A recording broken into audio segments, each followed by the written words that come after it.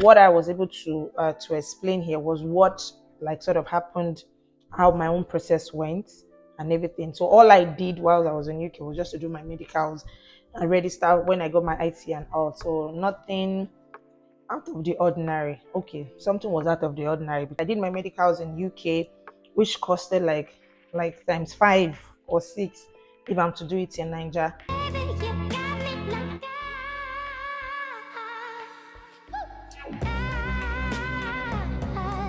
Hi guys, welcome back to my channel. If you're new here, welcome. Jimmy of Lagos here. Yeah, that's me. If you're new here, welcome. My name is Olajumoke. I'm a YouTuber formerly based in Lagos, United Kingdom, but now I'm based in Canada. And before I go further into this video, I just want to say thank you for the love. My last video, the reception was really nice, more than what I'd expected. So, and I'm going to be answering some questions that I got in the video. So this video basically is just showing, like the title says, I'm just only showing some of the things. It's literally, I might say, a month. It's been a month since I've been in Canada, but for now we're still in a temporary apartment, so I won't be showing like doing an house tour. That'll be coming much later. Before I go further, don't forget to like, don't forget to share, don't forget to subscribe. And now I'm going to be delving into this video. So first off, I'm going, like I said, I moved some of my things from the UK here to Canada. So I brought some of my plates, my pots. Reason being, I said I just bought them not quite long in UK, so I felt there's no point leaving them. If I could carry it, why not carry? Like I have the room space, so I'm going to be showing one of the things I brought that survived. So here's how I packed my plate. I bubble wrapped it. This is actually very heavy. So I've not used it here. Like I said, we're still in a temporary apartment, so some I've opened, but this one I've not opened it because I wanted to film it before using it, and maybe because they've not been need for it for now. So this is how I wrapped it. I was able to bubble wrap it, so make sure it's very safe. Then this other one, and I was surprised. I put them in the Ghana must go and it didn't break. So this very one, I've taken this one out. So I've taken this one out from the lot. So I put a bit of carton. These are my kids' plates. I put one at the bottom, one at the top, then a bit of pack just to secure it further. And it didn't break. Though one broke, I'm gonna show the one that. So this is another set of the plates. I did the same thing, but I've unwrapped this one. One of this one broke, and I wonder why. But I was lucky. Like I'm happy that it didn't. Just one that broke from the lot. So that was all I was able to bring. I didn't film everything though, since I brought my pots, my spoon, but because I've started to use them, I just felt there's no point filming them. But the plates were still wrapped. I just thought to show how I was able to wrap it, and I put them in a Ghana must go bag.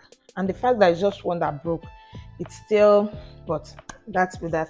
So a couple of things. We couldn't bring food items from UK because really is Oyinbo food, to say this. So my eldest daughter, which came from Nigeria, she was one that brought a lot of the food items. And from the previous videos I've watched, I hear that anything that has to do with chicken and stuff, they don't want it. So, and I wanted them to bring Maggie and the likes of them. So I told my mom to put the Maggie in a powdery form. So this is one of the way they wrapped it. They like sort of smashed it and made it into a powdery form.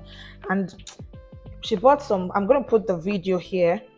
She brought some beans. I told them to pack it, pick it, and because when I checked, they said they don't want nuts, seeds, and I don't know why chicken, or but I tried to avoid them bringing anything that has chicken. So I think they said they didn't want powder, like milk. So she brought um she brought Milo. My hands can't get to where they are, so those are the food items my daughter brought in from Nigeria. Some beans, tomato paste is up there. I have a goosey, I have yam flour, Now about my process, because some people requested like I do a video on how from UK to here.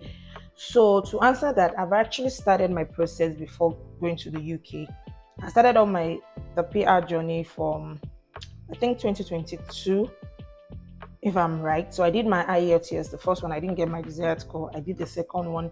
Then I did my my TEF. That sort of boosted my points and everything.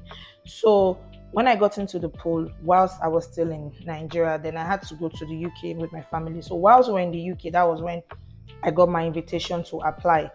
So I did my everything that I was meant to do back home in Nigeria. I did them in the UK. Though I had to pay more. Like I did my medicals in UK, which costed like times 5 or 6 if I'm to do it in Nigeria.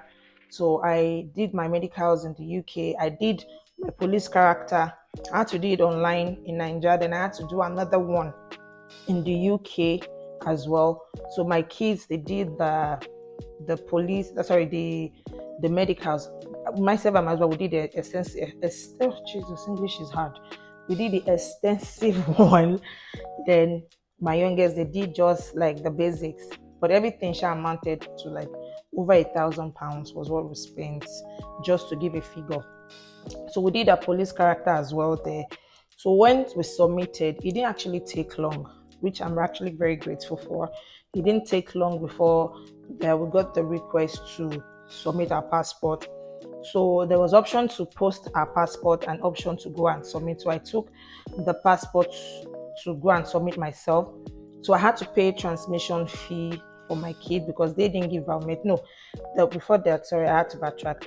We went for a biometrics first. So it's just the adult that was going to give biometrics. So we gave our biometrics. But for the kids, I took their passport when it was time for us to submit. After our ITA, when we got our ITA, which we went to do our biometrics and everything, then I think a month later we got our request for passport request. So we sent our passport. I took the passport there to VSF in London. So I paid for transmission for my kids because they didn't give the biometrics and everything. So a month later, the mail that our passports were ready. I was actually very nervous when I got when there I got our passport and saw the visa, but we had to leave earlier than when we planned because two of my kids the passport was expiring, so that was the date that was put on it before we got, so we had to leave to get to Canada. As well, to when we got to the airport, they didn't ask me any questions.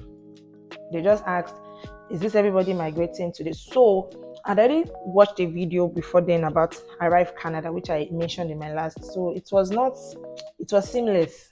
Like they didn't ask us anything. They just asked, is this everybody migrating today? Our address and everything. And that's it.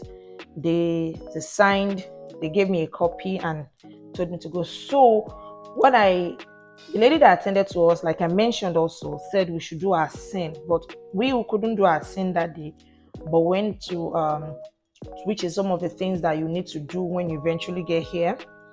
First off, you get your sin. So you can have it done at the airport, but we had to go to Service Canada to get it done. Open a bank account. Here you have to you have to book an appointment to get an account opened.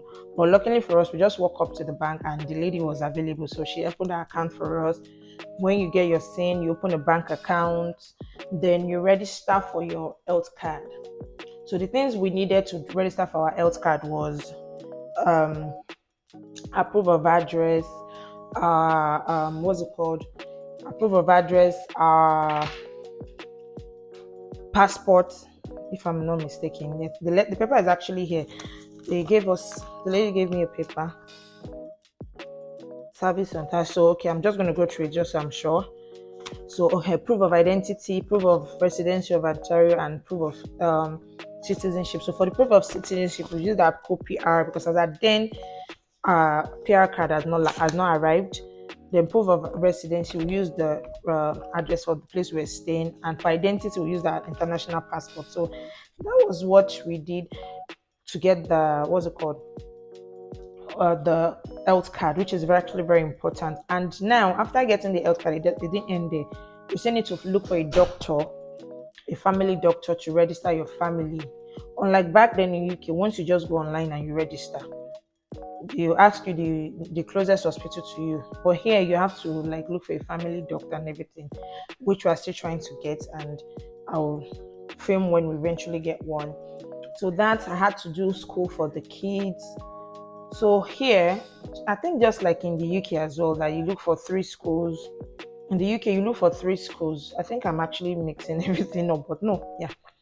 So in the UK, you look for 3 schools once you want to register. When it's time for your kids to go to school, then you take the 3 schools that is closest. But here, they'll take the school that is closest to your house, then you register.